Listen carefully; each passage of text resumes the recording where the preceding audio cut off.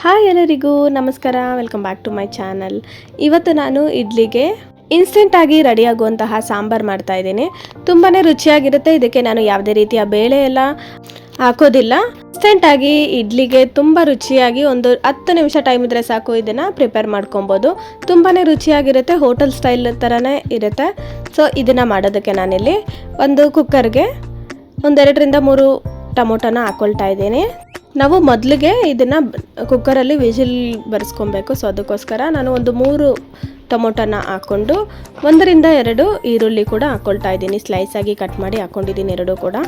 ಹಾಗೆ 2 ರಿಂದ 3 ಹಸಿಮೆಣಸಿನ್ಕಾಯಿ ಹಾಕ್ಕೊಳ್ತಾ ಇದ್ದೀನಿ. ಹಾಗೆ ನಾನು ಇದ್ರ ಜೊತೆಗೆ ಸ್ವಲ್ಪ ಅರಿಶಿನ ಹಾಕ್ಕೊಳ್ತಾ ಇದ್ದೀನಿ. ಒಂದು 1/4 ಟೇಬಲ್ ಸ್ಪೂನ್ ಆಗೋಷ್ಟು ಅರಿಶಿನ ಹಾಕ್ಕೊಬೇಕು.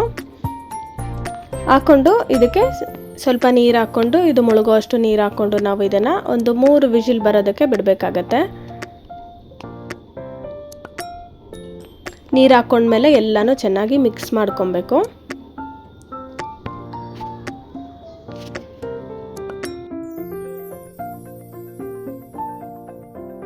ಚೆನ್ನಾಗಿ ಮಿಕ್ಸ್ ಮಾಡಿ ಇದನ್ನು 3 ವಿಜಿಲ್ ಬರೋಕ್ಕೆ ಬಿಡ್ತಾ ಇದ್ದೀನಿ. 3 ವಿಜಿಲ್ ಬಂದಾದಮೇಲೆ ನೋಡಿ ಈ ಥರ ಆಗಿದೆ. ಇದರಲ್ಲಿ ನಾನು ನೀರೆಲ್ಲ ಸಪ್ರೇಟ್ ಮಾಡ್ಕೊತಾ ಇದ್ದೀನಿ. ನೀರೆಲ್ಲ ಸಪ್ರೇಟಾಗಿ ಒಂದು ಬೌಲ್ಗೆ ಹಾಕ್ಕೊಳ್ತಾ ಇದ್ದೀನಿ. ಸೊ ಇದನ್ನು ತಣ್ಣಗಾಗಕ್ಕೆ ಬಿಡ್ತೀನಿ. ಇವಾಗ ಇದನ್ನು ಮಿಕ್ಸಿ ಜಾರಲ್ಲಿ ಹಾಕ್ಕೊಂಡು ರುಬ್ಕೊಬೇಕಾಗತ್ತೆ. ಒಂದು ಪ್ಯಾನ್ಗೆ ಇವಾಗ ನಾನು 2 ರಿಂದ 3 ಟೇಬಲ್ ಸ್ಪೂನ್ ಆಗೋಷ್ಟು ಎಣ್ಣೆನ ಹಾಕ್ಕೊಂಡು ಸ್ವಲ್ಪ ಸಾಸಿವೆ ಹಾಕ್ಕೊಳ್ತಾ ಇದ್ದೀನಿ. ಹಾಗೆ ಅದ್ರ ಜೊತೆಗೆ 1/4 ಟೇಬಲ್ ಸ್ಪೂನ್ ಆಗೋಷ್ಟು ಜೀರಿಗೆ ಹಾಕ್ಕೊಳ್ತಾ ಇದ್ದೀನಿ. ಅದ್ರ ಜೊತೆಗೆ 2 ರಿಂದ 3 ಒಣಗಿದ ಮೆಣಸಿನ್ಕಾಯಿ ಹಾಕ್ಕೊಳ್ತಾ ಇದ್ದೀನಿ. ಇದಿಷ್ಟು ಹಾಕಿದ್ದಾದಮೇಲೆ ಸ್ವಲ್ಪ ಬೆಳ್ಳುಳ್ಳಿ ಹಾಕ್ಕೊತಾ ಇದ್ದೀನಿ. ನಿಮ್ಗೆ ಇಷ್ಟ ಇಲ್ಲ ಅಂದರೆ ಇದನ್ನು ಸ್ಕಿಪ್ ಮಾಡ್ಬೋದು. ಸಣ್ಣ ಸಣ್ಣದಾಗಿ ಕಟ್ ಮಾಡಿಕೊಂಡು ಹಾಕ್ಕೊತಾ ಇದ್ದೀನಿ. ಹಾಗೆ ಕರಿಬೇವು ಕೂಡ ಹಾಕ್ಕೊಳ್ತಾ ಇದ್ದೀನಿ.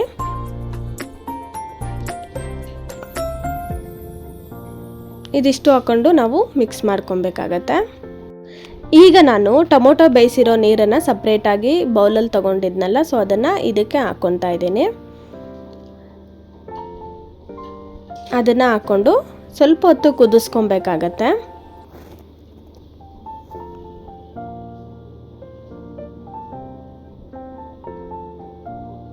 ಅದ್ರ ಜೊತೆಗೆ ಇನ್ನೂ ಸ್ವಲ್ಪ ನೀರು ಹಾಕಿದ್ದೀನಿ. ಇವಾಗ ನಾನು ಇದು ತಣ್ಣಗಾದ್ಮೇಲೆ ಇದನ್ನು ಒಂದು ಮಿಕ್ಸಿ ಜಾರಲ್ಲಿ ಹಾಕ್ಕೊಂಡು ರುಬ್ಕೊಳ್ತಾ ಇದ್ದೀನಿ.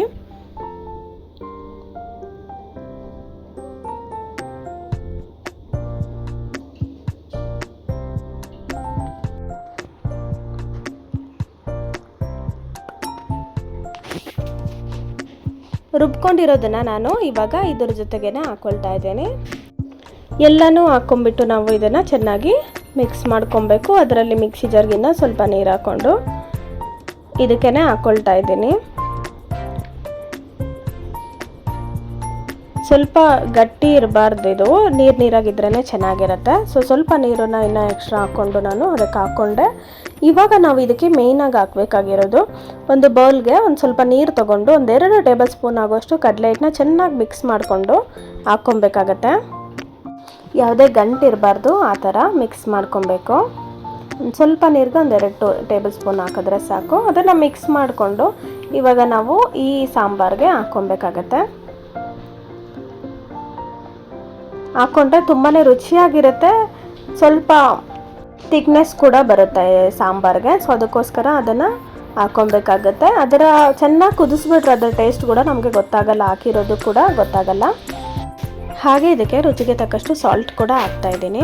ಹಾಗೆ ನಾನು ಇದಕ್ಕೆ ಸಾಂಬಾರು ಪೌಡರ್ ಹಾಕ್ಕೊಳ್ತಾ ಇದ್ದೀನಿ. ಸಾಂಬಾರು ಪೌಡರ್ 1.5 ಟೇಬಲ್ ಸ್ಪೂನ್ ಆಗೋಷ್ಟು ಇದಕ್ಕೆ ಹಾಕ್ಕೊಳ್ತಾ ಇದ್ದೀನಿ. ಮನೇಲಿ ಮಾಡಿರೋ ಸಾಂಬಾರು ಪೌಡರ್ ಇದ್ದರೆ ಅದನ್ನೇ ಹಾಕ್ಕೊಬೋದು, ಇಲ್ಲಾಂದರೆ ಬೇರೆ ಅಂಗಡಿಯಲ್ಲಿ ತಂದಿರೋದಿದ್ರೂ ಹಾಕ್ಕೊಬೋದು. 1.5 ಟೇಬಲ್ ಸ್ಪೂನ್ ಆಗೋಷ್ಟು ಹಾಕ್ಕೊಂಡು ಇದನ್ನು ಚೆನ್ನಾಗಿ ಕುದಿಸ್ಕೊಬೇಕಾಗತ್ತೆ. ಚೆನ್ನಾಗಿ ಕುದಿಸ್ಕೊಂಡು ಕೊನೆಯಲ್ಲಿ ನಾವು ಸ್ವಲ್ಪ ಕೊತ್ತಂಬರಿ ಸೊಪ್ಪು ಹಾಕ್ಕೊಂಡು ಇದ್ರ ಜೊತೆಗೆ ಸ್ವಲ್ಪ ಒಂದು 1/4 ಟೇಬಲ್ ಸ್ಪೂನ್ ಆಗೋಷ್ಟು ಬೆಲ್ಲನ ಹಾಕ್ಕೊಬೇಕು. ಸೊ ಹಾಕ್ಕೊಂಡ್ರೆ ನೋಡಿ ನಮಗೆ ತುಂಬಾ ರುಚಿಯಾಗಿ ಹೋಟೆಲ್ ಸ್ಟೈಲ್ನ ಸಾಂಬಾರು ರೆಡಿ ಆಗುತ್ತೆ. ಇನ್ಸ್ಟೆಂಟಾಗಿ ನಮಗೆ ಒಂದು 10 ನಿಮಿಷದಲ್ಲಿ ತುಂಬಾ ರುಚಿಯಾಗಿ ಸಾಂಬಾರು ರೆಡಿ ಆಯಿತು.